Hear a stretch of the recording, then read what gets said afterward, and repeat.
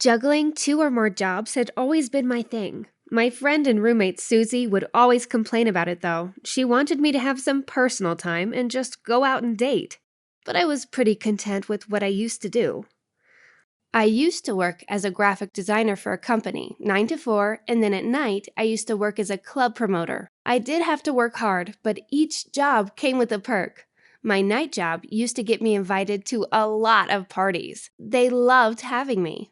And my day job? Well, my crush Jared worked there with me. Working with Jared was so much fun. We were the 2 best designers in the company, so we were always paired together for big projects. And that motivated me to always do my best, as I wanted to impress him and hear him say, "Well, Sarah, we make a pretty good team." Man, I liked him so much, but I wasn't very good at flirting to try and take things to the next level, and neither was he. But there was this other guy in the office, Stan. He used to try and flirt with me all the time.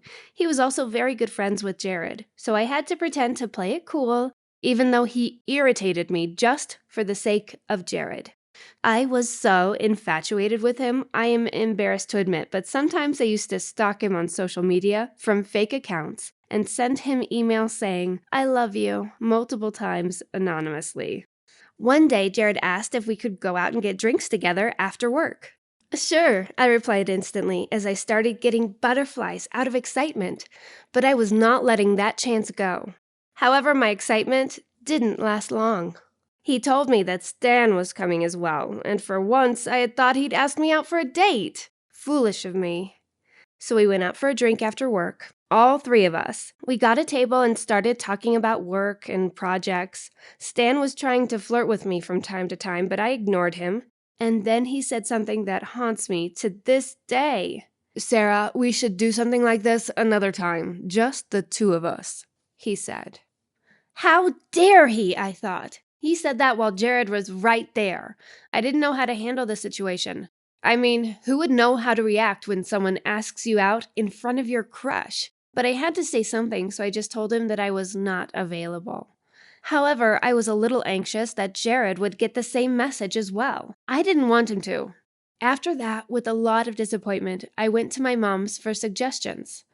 I was so confused, and I thought she would help boost my confidence to ask Jared out, but boy was I wrong. After I told her everything, she replied with, "Look, Sarah, you're a hardworking, independent woman, and you're better off single. Men are trash."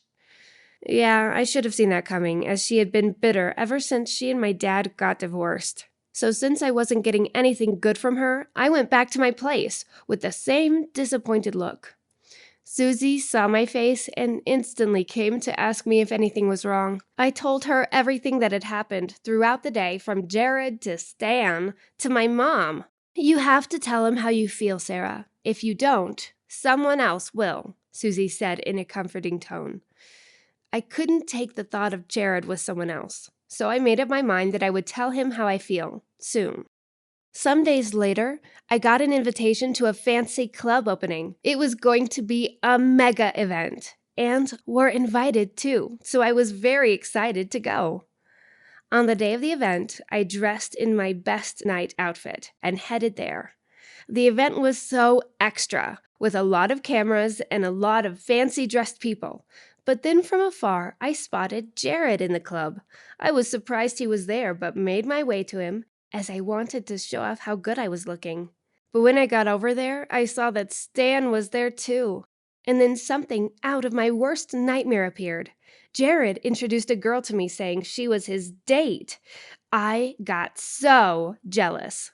She's not even that pretty, I thought. And there was Stan lurking around me, offering me drinks, thinking he had a chance.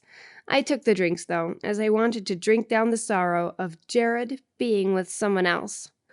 I was drinking and moving with the music. I saw Jared and his date getting into what seemed like an argument, and she stormed off. However, I had too many drinks, and I was drunk as hell, and started dancing there and suddenly passed out. The next day, I woke up and couldn't figure out where I was. But then Jared entered the room. That meant I spent the night at my crush's place. I was shocked, but I had to ask him what had happened. "How did I get here?" I asked.